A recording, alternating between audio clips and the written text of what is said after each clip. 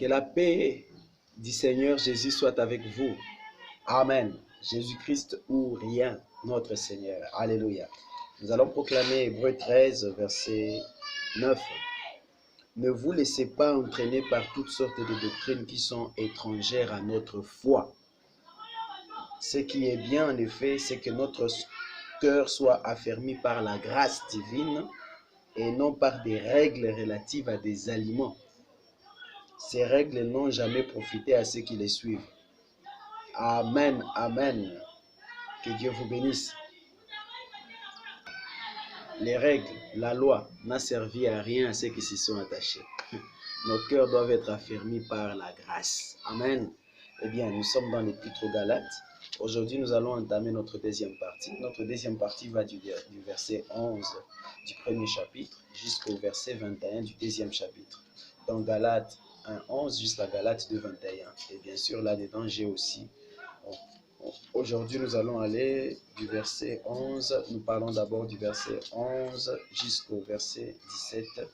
Nous lisons au nom du Seigneur. Il dit, « Je veux que vous les sachiez, frères, le message que je vous ai annoncé n'est pas le fruit d'une pensée humaine. » Le message ou l'évangile, Paul est en train de défendre son évangile, lequel évangile va dire l'a reçu par révélation. Le Seigneur Jésus le lui a révélé, mais ce n'était pas en soi son évangile. C'était l'évangile, le même évangile que Jésus avait donné aux apôtres, mais s'il appelle son évangile parce que c'était une révélation individuelle, personnelle. Amen, amen. Et il a défendu hardiment cet évangile. Car je ne l'ai ni reçu d'aucun homme, personne ne me l'a enseigné. C'est Jésus-Christ lui-même qui me l'a fait connaître par une révélation. Amen. Vous avez entendu parler de ma conduite passée à l'époque où je militais dans le judaïsme. Autrefois, il était dans le judaïsme. Vous savez avec quel fanatisme je persécutais l'Église de Dieu dans le but de la détruire. Dans la pratique du judaïsme, j'allais plus loin que la plupart des Juifs de ma génération. Et j'étais bien plus zélé que pour les traditions que j'avais reçues de mes ancêtres. Mais Dieu m'avait mis à part dès avant ma naissance. Et dans sa grâce, il m'a appelé à les connaître. Aussi, dès qu'il lui a plu de me révéler son Fils, pour que je l'annonce aux non-juifs, je n'ai consulté personne. Amen. Il a reçu la révélation de Jésus-Christ. La parole. Ce que Jésus avait fait après sa résurrection dans Luc 24, la Bible nous dit qu'après sa résurrection, il a ouvert l'intelligence des apôtres afin qu'ils comprennent les Écritures.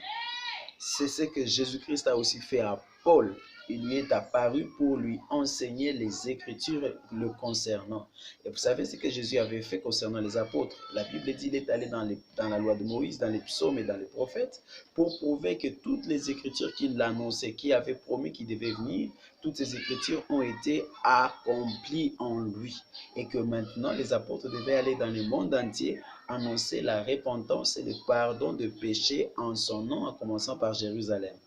Et le Seigneur va aussi apparaître à Paul, nous avons lu dans sa commission, il va lui dire, va et vers les païens, je t'envoie vers eux.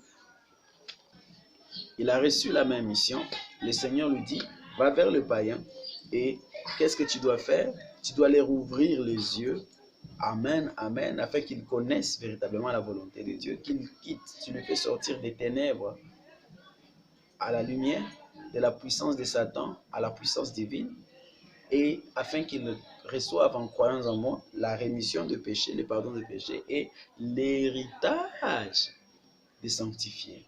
Amen. C'est la même chose, c'est le même évangile. Ainsi, Paul va annoncer au monde entier la repentance afin qu'ils reçoivent le pardon de péché en croyant en Jésus-Christ. Amen. Que Dieu soit béni. Ainsi, il continue, je ne me suis même pas rendu à Jérusalem pour rencontrer ceux qui étaient déjà apôtres avant moi, mais je suis parti pour l'Arabie. Il est parti pour l'Arabie. Et de là, je suis retourné à Damas. Amen. Premièrement, voilà, 3 ans en Arabie, après sa conversion. il a été seul à l'écart, mais rendait témoignage aux Juifs d'abord. Vous allez remarquer que dès sa conversion, Paul rendait témoignage. Il dit qu'il a été là, il a rendu témoignage aux Juifs. Alléluia, alléluia. Eh bien, on me dit que l'Arabie, c'était une région, c'est la région au sud et à l'est de la Palestine, correspondant au royaume des Nabatéens. Alors là, beaucoup de Juifs y vivaient.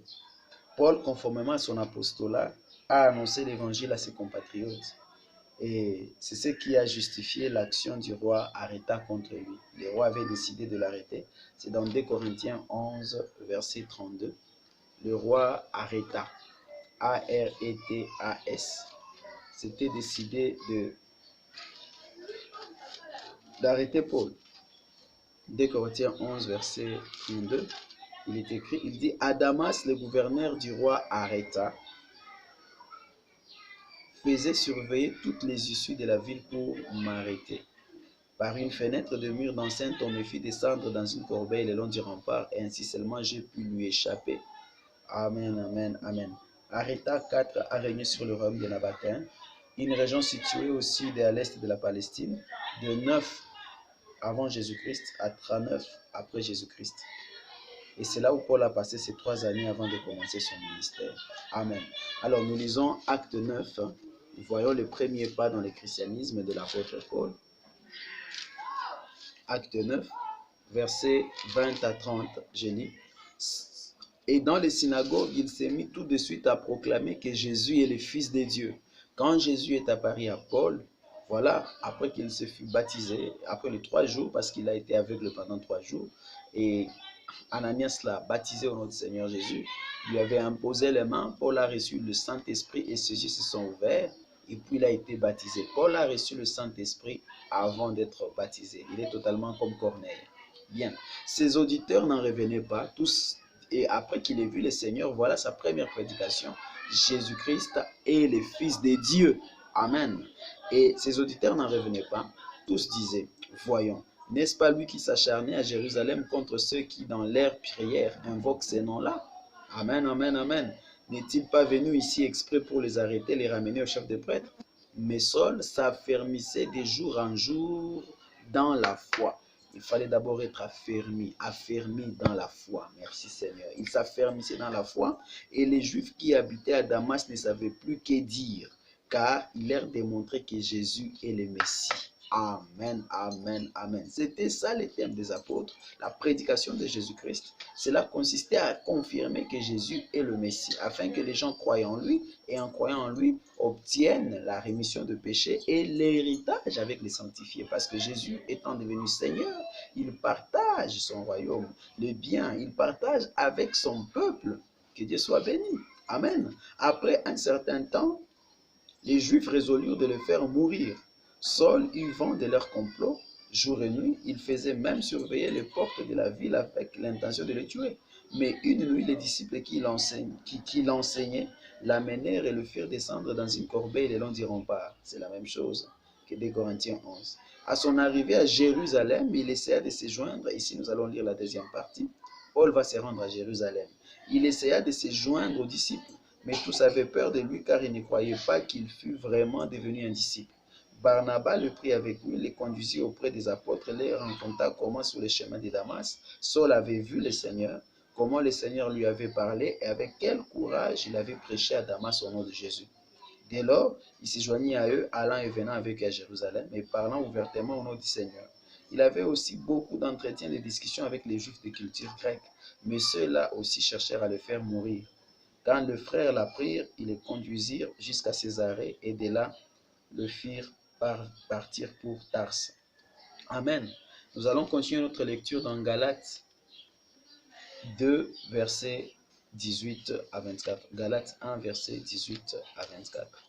Maintenant, nous voyons Paul, il a cru, il a passé du temps à Damas, comme il est dit, il a passé du temps en Arabie. Et là, qu'est-ce qu'il a fait?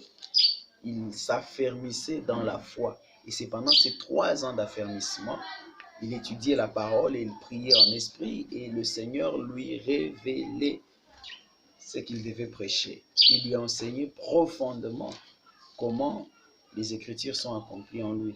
Ainsi, Paul s'affermissait dans la foi. Et plus il s'affermissait, plus il devenait éloquent, ou plus il devenait autoritaire. Voilà. Il savait quoi dire, comment le dire, il savait de quoi il parlait. Sa doctrine était fortement établie sur les Écritures. Alors, Galates 1, verset 18 à 24. Ce n'est que 3 ans plus tard, voilà, que je suis allé à Jérusalem pour faire la connaissance de Pierre, 3 ans après sa foi. Pendant ces 3 ans, il n'a connu aucun d'eux. Et c'est pendant ces 3 ans qu'il a été enseigné profondément dans les basiques de la foi. Alléluia. Qui concerne Jésus-Christ. Chez qui je suis resté 15 jours. Il dit, je ne suis resté que 15 jours. Il est en train de défendre que son évangile ne lui a pas été donné par l'homme. En 15 jours, on ne peut pas enseigner profondément à quelqu'un l'évangile. En 15 jours, c'est trop peu.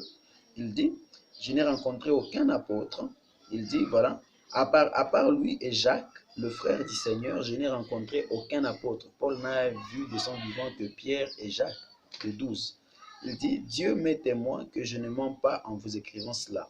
Ensuite, je me suis rendu dans les districts de la Syrie et de la Cilicie. Mais les chrétiens des églises de la Judée ne me connaissaient pas personnellement.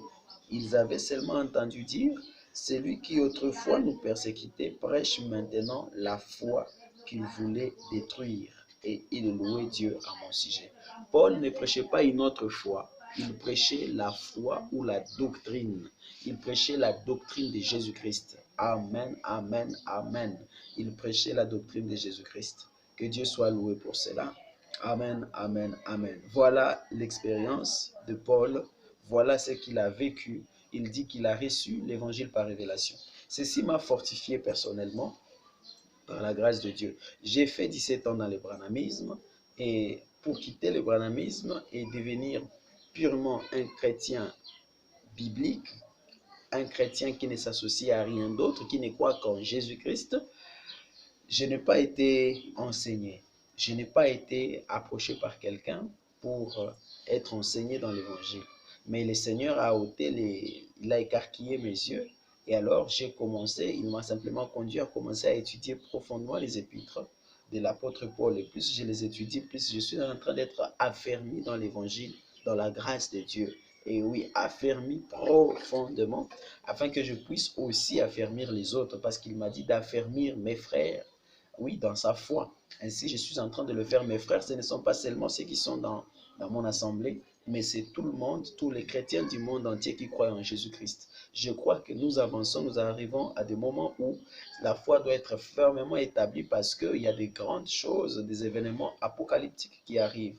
Nous allons en parler, nous sommes en train d'en parler continuellement dans les choses à venir. Je vais vous mettre la playlist là, les choses à venir. Nous sommes en train de découvrir les choses qui doivent s'accomplir avant que le Seigneur ne vienne.